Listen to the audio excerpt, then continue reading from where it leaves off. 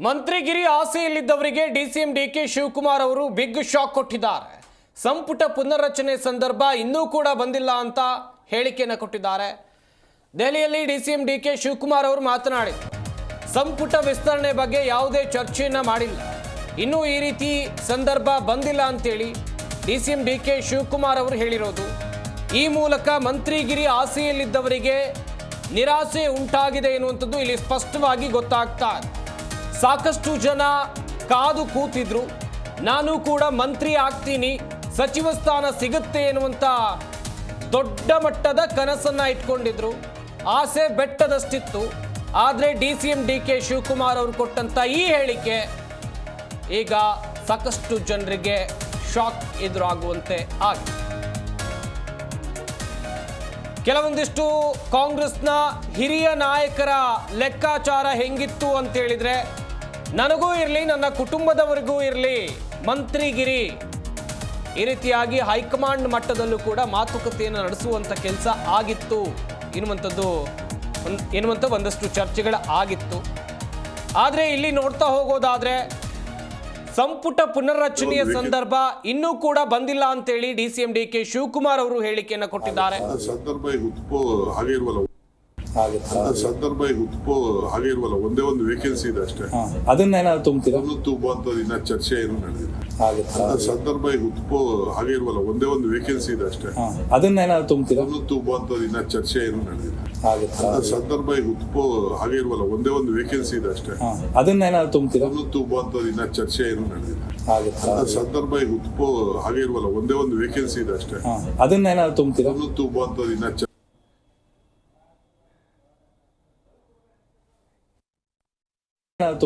ತುಂಬುವಂತದ್ದು ಇನ್ನ ಚರ್ಚೆ ಏನು ನಡೆದಿಲ್ಲ. ಸಂದರ್ಭ ಹಾಗೆ ಇರುವಲ್ಲ, ಒಂದೇ ಒಂದು ವೇಕೆನ್ಸಿ ಇದೆ ಅಷ್ಟೇ. ಅದನ್ನೇನಾದ್ರು ತುಂಬ್ತೀರಾ? ತುಂಬುವಂತದ್ದು ಇನ್ನ ಚರ್ಚೆ ಏನು ನಡೆದಿಲ್ಲ. ಸಂದರ್ಭ ಹಾಗೆ ಇರುವಲ್ಲ, ಒಂದೇ ಒಂದು ವೇಕೆನ್ಸಿ ಇದೆ ಅಷ್ಟೇ. ಅದನ್ನೇನಾದ್ರು ಗಮನಿಸ್ತಾ ಇರಬಹುದು, ಡಿಸಿಎಂ ಡಿಕೆ ಶಿವಕುಮಾರ್ ಅವರು ಮಾತನಾಡಿದ್ರು. ಎಲ್ಲರೂ ಕೂಡ ಅಂದುಕೊಂಡಿದ್ರು ಸಂಪುಟ ಪುನರ್ರಚನೆ ಸಂಬಂಧ ಈಗಾಗಲೇ ರಾಜ್ಯ ರಾಜಕೀಯದಲ್ಲೂ ಕೂಡ ಒಂದಷ್ಟು ಚರ್ಚೆಗಳು ಆಗ್ತಾ ಇವೆ. ಈ ಬಗ್ಗೆ ಇನ್ನಷ್ಟು ಮಾಹಿತಿಯನ್ನ ಕೊಡ್ತಾರೆ ನಮ್ಮ ಪ್ರತಿನಿಧಿ ರಾಚಪ್ಪ ಸುತ್ತೂರು, ದೂರವಾಣಿ ಸಂಪರ್ಕದಲ್ಲಿ ಜಾಯ್ನ್ ಆಗ್ತಾ ಇದ್ದಾರೆ. ರಾಚಪ್ಪ, ಗಮನಿಸ್ತಾ ಇದ್ವಿ ಮಂತ್ರಿಗಿರಿ ಆಸೆಯಲ್ಲಿ ಸಾಕಷ್ಟು ಜನ ಇದ್ರು ಎನ್ನುವಂಥದ್ದು ವೆರಿ ಕ್ಲಿಯರ್. ಆದರೆ ಡಿಸಿಎಂ ಡಿಕೆ ಶಿವಕುಮಾರ್ ಅವರು ಕೊಟ್ಟಂತ ಈ ಹೇಳಿಕೆ ಅವರಲ್ಲಿ ನಿರಾಸೆ ಮೂಡಿಸಿರೋದಂತೂ ನಿಜ. ಈ ಹೇಳಿಕೆ ವಿಚಾರವಾಗಿ ಮಾಹಿತಿಯನ್ನು ಕೊಡ್ತಾ ಹೋಗೋದಾದ್ರೆ ಸಂಪುಟ ಡಿಕೆ ಶಿವಕುಮಾರ್ ಕೊಟ್ಟಿರುವಂತ ಹೇಳಿಕೆನಲ್ಲಿ ಆಶ್ಚರ್ಯವೇನಿಲ್ಲ. ಯಾಕಂದ್ರೆ ತತ್ಕ್ಷಣದಲ್ಲಿ ಈ ಒಂದು ಸಚಿವ ಸಂಪುಟ ಪುನರ್ರಚನೆ ಅಥವಾ ಬೇರೆ ಏನೋ ಬದಲಾವಣೆ ಅಂತ ಒಂದು ವಿಷಯಗಳ ಚರ್ಚೆ ನಡೀತದೆ. ಆ ಚರ್ಚೆ ಸಿದ್ದರಾಮಯ್ಯ ಮತ್ತು ಪಕ್ಷದ ವರಿಷ್ಠ ಮನಸ್ಸಲ್ಲಿದೆ ಅಂತಿರೋದು ಸ್ಪಷ್ಟ. ಆದ್ರೆ ಈಗ ತಕ್ಷಣಕ್ಕೆ ಈಗ ಮುಂಬರುವಂತಹ ಏನು ಬೆಳಗಾವಿ ಚಳಿಗಾಲ ಅಧಿವೇಶನ ಸಂದರ್ಭ ಇರಬಹುದು ಮತ್ತು ಬೇರೆ ಬೇರೆ ಸಂದರ್ಭವನ್ನ ತಲೆಯಲ್ಲಿ ಇಟ್ಕೊಂಡು ಅವರು ಈ ಹೇಳಿಕೆಯನ್ನು ಕೊಟ್ಟಿದ್ದಾರೆ ಅಂತ ಅನ್ನೋದು ಇತ್ತೀಚಿನ ಬಿಜೆಪಿ ಕಾಂಗ್ರೆಸ್ ಪಕ್ಷದ ಆಂತರಿಕ ಮಾಹಿತಿ. ಹಲವಾರು ಶಾಸಕರು ಕಾಂಗ್ರೆಸ್ ಪಕ್ಷದಲ್ಲಿ ಅಸಮಾಧಾನಗೊಂಡಿದ್ದಾರೆ. ಸರ್ಕಾರದಲ್ಲಿ ಅನುದಾನ ಕೊರತೆ ಇದೆ, ಶಾಸಕರಿಗೆ ಅಭಿವೃದ್ಧಿ ಯೋಜನೆಗಳಿಗೆ ಅನುದಾನ ಕೊಡ್ತಾರೆ ಅಂತ ಅನ್ನೋ ವಿಷಯವನ್ನು ಮುಂದಿಟ್ಕೊಂಡು ಶಾಸಕರುಗಳು ಬೆಳಗಾವಿ ಅಧಿವೇಶನದಲ್ಲಿ ಸರ್ಕಾರದ ವಿರುದ್ಧ ತಿರುಗಿ ಬೀಳಬಹುದು ಮತ್ತು ಅಲ್ಲಲ್ಲಿ ಅಸಮಾಧಾನವನ್ನ ಬುಗಿಲೇಳಿಸುವಂತ ಸಂದರ್ಭದಲ್ಲಿ ಬಿಜೆಪಿ ಶಾಸಕರಿರ್ಬೋದು, ಜೆಡಿಎಸ್ ಶಾಸಕರ ಅವರು ಚರ್ಚೆ ನಡೆಸಿ ಸರ್ಕಾರದ ವಿರುದ್ಧ ಅವರು ಹೋರಾಟವನ್ನು ರೂಪಿಸಬಹುದು ಅಂತ ಆತಂಕ ಸಿದ್ದರಾಮಯ್ಯನವರಿಗೆ ಮತ್ತು ಡಿಕೆ ಶಿವಕುಮಾರ್ಗೂ ಇದೆ ಅಂತ ಅನ್ನೋದು ಆಂತರ್ಯ ವಿಷಯ, ಕಾಂಗ್ರೆಸ್ ಪಕ್ಷದ ಆಂತರ್ಯ ವಿಷಯ. ಹೀಗಾಗಿ ಈ ಒಂದು ಸಚಿವ ಸಂಪುಟದ ಪುನರ್ರಚನೆಯಿಂದ ಗುಮ್ಮವನ್ನ ಬಿಟ್ಟರೆ ಅದಲ್ಲಿ ಬಹುತೇಕ ಸಚಿವ ಸ್ಥಾನದ ಆಕಾಂಕ್ಷಿಗಳು ಈ ಒಂದು ನಿಟ್ಟಿನಲ್ಲಿ ಯಾರು ಸಹ ಸಚಿವ ಸ್ಥಾನದ ಆಕಾಂಕ್ಷೆ ಹೊಂದಿರುವಂತವ್ರು ಈ ರೀತಿ ಗುಂಪುಗಾರಿಕೆ ಮಾಡದಿರ್ಬೋದು, ಅಸಮಾಧಾನವನ್ನು ವ್ಯಕ್ತಪಡಿಸಲಿಕ್ಕೆ ಬೆಳಗಾವಿ ಅಧಿವೇಶನವನ್ನ ಪ್ಲಾಟ್ಫಾರ್ಮ್ ಬಳಸ್ಕೊಳ್ಳೋದಿಲ್ಲ ಅಂತ ಒಂದು ಚರ್ಚೆಯನ್ನ ಹುಟ್ಟು ಹಾಕಿದ್ದು ಕಾಂಗ್ರೆಸ್ ಪಕ್ಷವೇ, ಅದು ವಿಶೇಷವಾಗಿ ಡಿಕೆ ಶಿವಕುಮಾರ್ ಅವರೇ.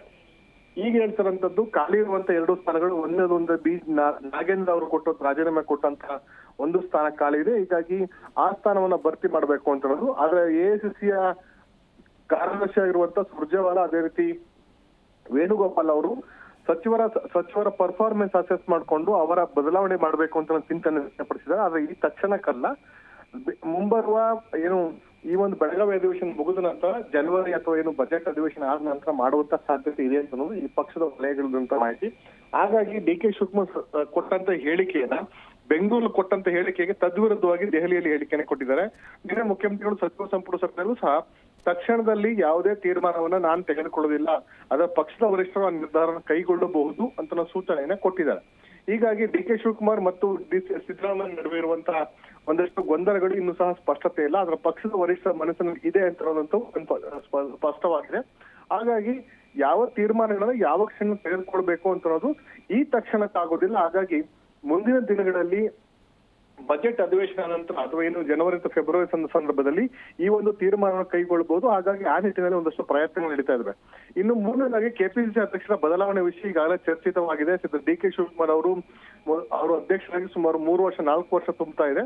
ಹಾಗಾಗಿ ನನ್ನ ಬದಲಾವಣೆ ಮಾಡಿ ಮತ್ತೊಬ್ಬರಿಗೆ ಅವಕಾಶವನ್ನ ಕೊಡಿ ಅಂತ ಅನ್ನೋದು ಒಂದು ಡಿ ಕೆ ಶಿವಕುಮಾರ್ ವಾದವಾಗಿದೆ. ಅದ್ರ ಜೊತೆಗೆ ಡಿ ಕೆ ಶಿವಕುಮಾರ್ ಸಹ ಏನು ಸಿಎಂ ಸ್ಥಾನದ ಮೇಲೆ ಕಣ್ಣಿಟ್ಟಿರೋ ಕಾರಣಕ್ಕೋಸ್ಕರ ಈ ಎಲ್ಲಾ ಬದಲಾವಣೆಗಳಿಗೂ ಸಹ ಆಗಬಹುದು. ಸಿಎಂ ಬದಲಾವಣೆ ಆಗಿದ್ದೆ, ಅದರಲ್ಲಿ ಸಚಿವ ಸಂಪುಟನೂ ಸಹ ಬದಲಾವಣೆ ಆಗುವಂತ ಸಾಧ್ಯತೆ ಸ್ಪಷ್ಟವಾಗಿದೆ. ಹೀಗಾಗಿ ಈ ರೀತಿ ಒಂದು ಗುಸುಗುಸು ಸುದ್ದಿಯನ್ನ ಕಾಂಗ್ರೆಸ್ ವಲಯದಲ್ಲಿ ಆಂತರ್ಯದಲ್ಲಿ ಹರಿಬಿಟ್ಟು ಡಿ ಕೆ ಶಿವಕುಮಾರ್ ರಾಜಕೀಯ ಬೇಡ ಬೇಯಿಸುವಂತ ಪ್ರಯತ್ನವನ್ನ ಮಾಡ್ತಿರಬಹುದು ಅಂತ ಚರ್ಚೆನೂ ಸಹ ನಡೆದಿದೆ. ಒಟ್ಟಾರೆ ಸಚಿವ ಸಂಪುಟ ಪುನರ್ರಚನೆಯ ಗುಮ್ಮ ಸಿಎಂ ಮತ್ತು ಡಿ ಕೆ ಶಿವಕುಮಾರ್ ಅವರ ಒಟ್ಟು ಅವರು ಕೊಟ್ಟಿರುವಂತ ಸ್ಟೇಟ್ಮೆಂಟ್ ಆಗಿರುವಂತ ಒಂದು ವಿಚಾರ ಮತ್ತು ಪಕ್ಷದ ಆಂತರ್ಯದಲ್ಲೂ ಸಹ ಅಥವಾ ವರಿಷ್ಠರಲ್ಲೂ ಸಹ ಈ ಒಂದು ವಿಚಾರ ಇದೆ. ಹಾಗಾಗಿ ಯಾವ ತೀರ್ಮಾನವನ್ನ ಯಾವ ಕ್ಷಣ ತೆಗೆದುಕೊಳ್ತಾರೆ ಮತ್ತು ಯಾವ ರಾಜಕೀಯ ಲಾಭಕ್ಕೋಸ್ಕರ ಇಂಥ ಹೇಳಿಕೆಯನ್ನು ಕೊಟ್ಟು ಆ ಗೊಂದಲವನ್ನು ಹುಟ್ಟಿಸುವಂತ ಕೆಲಸವನ್ನ ಡಿ ಕೆ ಶಿವಕುಮಾರ್ ಮಾಡಿದ್ದಾರೆ ಅಥವಾ ಸಿದ್ದರಾಮಯ್ಯ ಮಾಡಿದ್ದಾರೆ ಅಂತ ಅನ್ನೋದು ಸಹ ಅವರಿಗೆ ತಿಳಿದಂತ ವಿಷಯ. ಹೀಗಾಗಿ ಒಂದ್ ಕಡೆ ಸಿದ್ದರಾಮಯ್ಯವರು ನಿನ್ನೆ ಸಚಿವ ಸಂಪುಟ ಸಭೆಯಲ್ಲಿ ಪಕ್ಷದ ವರಿಷ್ಠರ ಮನಸ್ಸಲ್ಲಿ ಹತ್ರ ಇದೆ ಅಂತ ಅನ್ನೋದನ್ನ ಹೇಳ್ತಾರೆ. ಸತೀಶ್ ಜಾರಕಿಹೊಳಿ ಜಿ ಕನ್ನಡ ನ್ಯೂಸ್ ಕೊಟ್ಟಂತ ಸಂದೇಶದಲ್ಲಿ ಅಥವಾ ಏನು ಇಂಟರ್ವ್ಯೂನಲ್ಲಿ ಬದಲಾವಣೆ ಮಾಡುವಂತ ನಿಟ್ಟಿನಲ್ಲಿ ಎಲ್ಲಾ ಪ್ರಕ್ರಿಯೆಗಳು ನಡೀತಿದೆ ಅಂತ ಹೇಳ್ತಿದ್ದಾರೆ.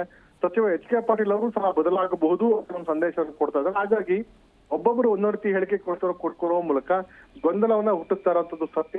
ಆದ್ರೆ ಡಿ ಕೆ ಶಿವಕುಮಾರ್ ಈಗ ಅದಕ್ಕೆ ತದ್ವಿರುದ್ಧವಾಗಿ ಹೇಳಿಕೆಯನ್ನು ಕೊಟ್ಟು ಒಂದು ಸ್ಥಾನ ಖಾಲಿದ್ದು ಅದನ್ನ ಭರ್ತಿ ಮಾಡೋದಕ್ಕೆ ಸಿಎಂ ಸಿದ್ದರಾಮಯ್ಯ ತೀರ್ಮಾನ ಮಾಡಬಹುದು ಅಂತ ಹೇಳಿಕೆ ಕೊಟ್ಟಿದ್ದಾರೆ. ಹಾಗಾಗಿ ಎಲ್ಲವನ್ನೂ ಸಹ ಸಿದ್ದರಾಮಯ್ಯರು ಇಂದು ದೆಹಲಿಗೆ ತೆರಳಿದ್ದಾರೆ. CWC ಸಭೆ ನಂತರ ಇದ್ರ ಬಗ್ಗೆ ಒಂದು ಸ್ಪಷ್ಟ ಸೂಚನೆಯನ್ನ ಸ್ಪಷ್ಟ ಮಾಹಿತಿ ಹೊರಬರುವಂತ ಸಾಧ್ಯತೆ ಇದೆ. ಸಂಪತ್, ಥ್ಯಾಂಕ್ ಯು ರಾಜಪ್ಪ ತಮ್ಮೆಲ್ಲ ಡೀಟೇಲ್ಸ್ಗಾಗಿ.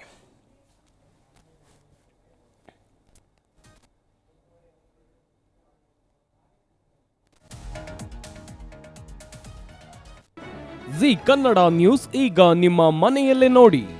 ಎಲ್ಲ ಕೇಬಲ್ಗಳಲ್ಲಿ ಈಗ ಲಭ್ಯ. ನಿಮ್ಮ ನೆಚ್ಚಿನ ಜಿ ಕನ್ನಡ ನ್ಯೂಸ್ ಈಗ ಸನ್ ಡೈರೆಕ್ಟ್ ನಲ್ಲಿ number 292, Tata play number 1664, Jio TV number 1334, NXT digital number 30, in cable number 30, city networks 51, U digital number 162, GTPL number 17, Rockline telecommunications number 42, Shri Basaveshwara cable number 168, rural cable network 60, Vinayaka digital 57, Abhishek cable 821, city channel 53, Siddeshwara cable network 57, V4 digital Infotech 628, Surya digital networks 53, Gajanan digital number 836, Malnad infotech private limited number 56, Metrocast number 830, victory digital number 167ರಲ್ಲಿ ನೋಡಿ ಆನಂದಿಸಿ.